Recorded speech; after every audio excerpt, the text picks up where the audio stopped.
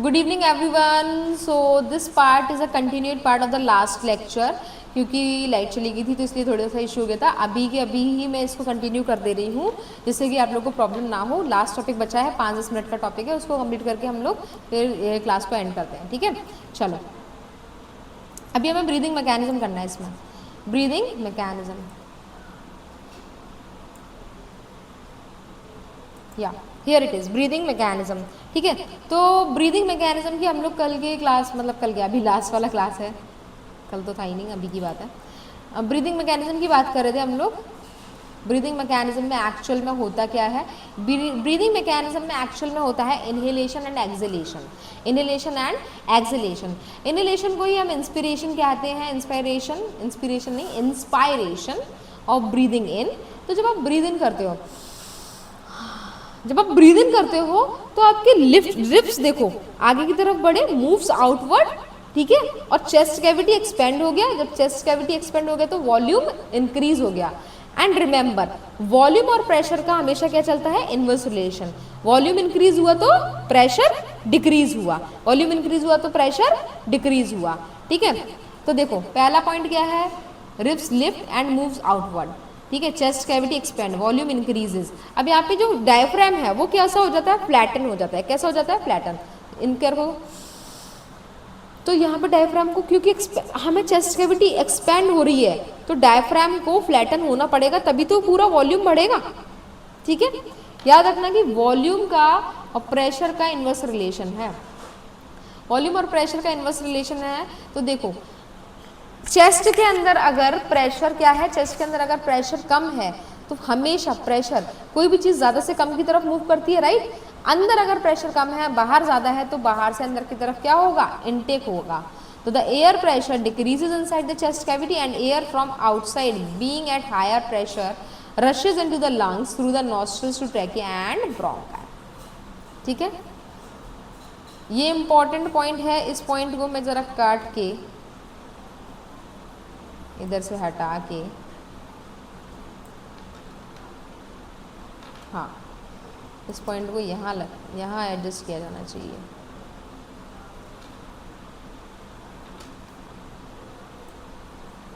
ठीक है, इस पॉइंट को भी मैं बता दूंगी, इम्पॉर्टेंट वाला है ये। ठीक है, दिस इज इम्पॉर्टेंट। नेक्स्ट, हाँ जी, नेक्स्ट इज एक्सहेलेशन। एक्सहेलेशन की बात करते हैं हम लोग। तो एक्सहेलेशन जो है, एक्सहेलेशन में अब आप breathe out, exhalation means breathing out. In करने के बाद आउट, तो ribs move down, diaphragm becomes dome shaped जैसा वो पहले था, और चेस्ट कैविटी डिक्रीज हो गई। क्योंकि देखो जब आप सोचो कोई चीज़ ऐसे है, वो ऐसे हो जाए, ऐसे है, कुछ ऐसे हो जाए तो एरिया बढ़ गया। लेकिन अगर कोई चीज़ ऐसे है, ऐसे थी, फिर से ऐसे हो जाए तो एरिया कम हो गया, यानी कि वॉल्यूम कम हो गया, है ना। वॉल्यूम कम हो गया तो chest cavity decreases, the chest cavity decrease यानी कि वॉल्यूम डिक्रीज हो गया, वॉल्यूम कम हो गया तो प्रेशर इंक्रीज हो जाएगा। प्रेशर इंक्रीज हो जाएगा तो बाहर प्रेशर कम है, अंदर ज़्यादा है। बाहर किसका कम है? CO2 का कम है, अंदर CO2 का ज़्यादा है तो बाहर निकल गया। ऐसे O2 का बाहर ज़्यादा था और O2 का अंदर कम था तो O2 इनटेक हो गया। So this contraction movement of the chest pushes out carbon dioxide from the alveoli of the lungs into the trachea, nostrils and then out of the body into air. So breathing out of air is called exhalation और expiration. तो बेटा देखो मैंने आप लोगों को सारी चीज़ें बता दी थी कि कैसे आपका O2 जो है वो ट्रैवल करता है, लेकिन CO2 जो है ना ये इम्पॉर्टेंट है बेटा। CO2 is more soluble in water than oxygen, इसीलिए प्लाज्मा के थ्रू ट्रैवल करता है। किसके थ्रू? प्लाज्मा के थ्रू। बाकी मैं ये ट्रांसपोर्ट वाले सिस्टम में और बताऊंगी। प्लाज्मा क्या है? ब्लड के अंदर होता है, येलो कलर का फ्लूइड होता है। ठीक है, so most of the carbon dioxide is transported in the dissolve form in our blood with the help of plasma. चलो नेक्स्ट, एक बार डायग्राम देख लेते हैं। तो देखो इनहेलेशन करते हो, एयर अंदर गई, लंग्स एक्सपेंड हुए, रिब्स एक्सपेंड हुए, डायफ्राम क्या हो गया? फ्लैटन होना चाहिए। यहाँ पे डायफ्राम फ्लैटन होगा, यहाँ पे कॉन्ट्रैक्ट, इसको कॉन्ट्रैक्ट हटा दो क्योंकि हमने फ्लैटन वर्ड पढ़ा है तो आप फ्लैटन ही पढ़िए। नीचे की साइड मूव कर रहा है तो डायफ्राम फ्लैटन्स, डायफ्राम फ्लैटन्स। डायफ्राम क्या किया है हम लोगों ने, डायफ्राम हमारा फ्लैटन हो गया था फिर से, ठीक है। हियर यहाँ पे देखो एयर आउट हुआ, एयर आउट हुआ तो रिब्स रिलैक्स हो गए, लंग्स भी क्या हो गए, लंग्स कैसे होने चाहिए थे, लंग्स कॉन्ट्रैक्ट क्यों है यहाँ पे,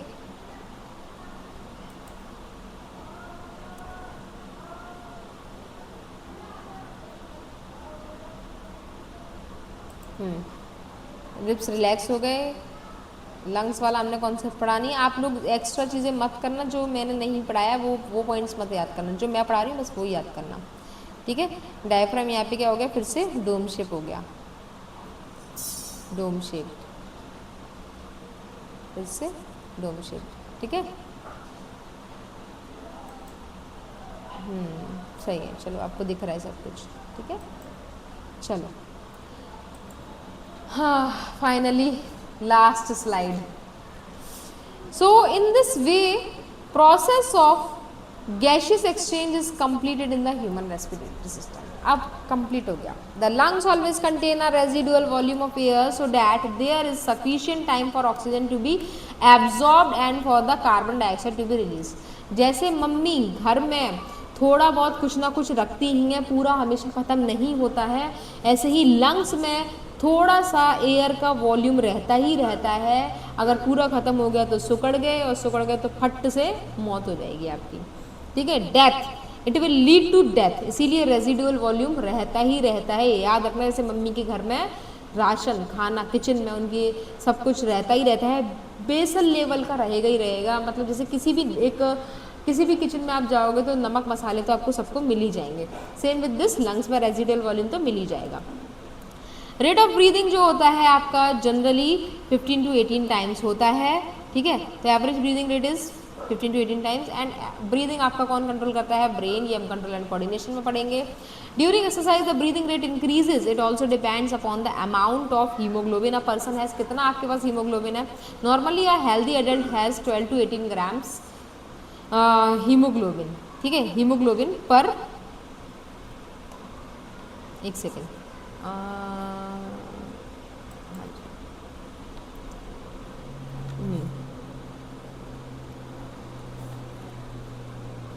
yes, normally a healthy adult has 12 to 18 grams haemoglobin पर डेसीलीटर। डेसीलीटर वो स्टैंडर्ड वैल्यू है जिसमें आप ब्लड को मेजर किया जाता है, ठीक है। The deficiency of haemoglobin in the blood reduces oxygen carrying capacity. सोचो ना, हीमोग्लोबिन कम हुआ तो O2 कैरिंग कैपेसिटी कम हो जाएगी, क्यों, क्योंकि वही तो O2 को कैरी करता है। As a result the person faces difficulty well breathing, gets tired easily, क्योंकि एनर्जी कम होगी, रिमेन्स लिथार्जिक, थका थका फील करेगा। The incomplete burning of fuel produces carbon monoxide. अगर ठीक से फ्यूल बर्न नहीं हुआ, मतलब कि ठीक से उसका रेस्पिरेशन नहीं हुआ, तो CO gas is produced which is a colourless, tasteless and odourless gas. Okay, मुझे यार बताते क्यों नहीं हो, अरे यार गुस्सा आ रही है, बता दिया करो। चलो ठीक है, तो carbon monoxide has a strong affinity with haemoglobin. O2 से भी ज़्यादा एफिनिटी है, तो जहाँ कहीं CO मिल गया और O2 मिल गया तो CO को ले लेगा हमारा हीमोग्लोबिन, वो बहुत रिस्की है। If it is inhaled it replaces itself with oxygen and does not let oxygen reach the cells. As a part the person becomes unconscious and dies due to absence of oxygen. इसकी वजह से जो person है वो क्या हो जाएगा, unconscious हो जाएगा, और डेथ भी हो सकती है उसकी, क्योंकि ऑक्सीजन नहीं है वहाँ पे। ऑक्सीजन की जगह किसने ले ली, कार्बन मोनोऑक्साइड। तो therefore carbon monoxide is known as silent killer. क्या है, साइलेंट किलर। अब मैंने आपको कुछ क्वेश्चंस दिए हैं, ये आप लोग घर पर प्रैक्टिस करिएगा, नहीं आए तो आप मुझसे पूछिएगा, ठीक है। ऑलरेडी काफ़ी टाइम हो चुका है, या मैंने बोला था 5 से 10 मिनट का टॉपिक है, 5 से 10 मिनट का ही था। Okay everyone, thank you everyone for your efforts, ठीक है। And like share and subscribe बूजो। Okay fine. अगर आप लोगों को मेरी क्लासेस लिटरली अच्छे लग रहे हैं तो आप लोग प्लीज़ बूजो को फॉलो करें, सब्सक्राइब करें, शेयर करें, एंड अपने दूसरे फ्रेंड्स जो दूसरे रीजन में रहते हैं, दूसरे एरियाज़ में रहते हैं, उनको भी थोड़ा फॉरवर्ड करें, क्योंकि आप लोग के भी मतलब जैसे मान लो अगर आप कहीं और से हैं, उत्तर प्रदेश से हैं, मध्य प्रदेश में आपके फ्रेंड्स हैं, तो जस्ट शेयर दिस, ताकि बहुत सारे लोगों तक ये जाए और उन लोगों को भी थोड़ा सा नया नया तरीके से पढ़ने को मिले, ठीक है। और क्योंकि सारे के सारे कॉन्सेप्ट इसमें ऐड करे जा रहे हैं, तो फ्री लर्निंग है, ठीक है। आप लोगों को इतना ज़्यादा, क्योंकि इतना अच्छा एजुकेशन मिल रहा है तो सब लोगों तक पहुंचना चाहिए, ठीक है। Okay everyone, have a nice day. देर मतलब रात बहुत हो गई, आप लोग खाना वाना खा लेना, ठीक है। Good night, sweet dreams, take care. इस माइक का क्या हो गया? Okay fine.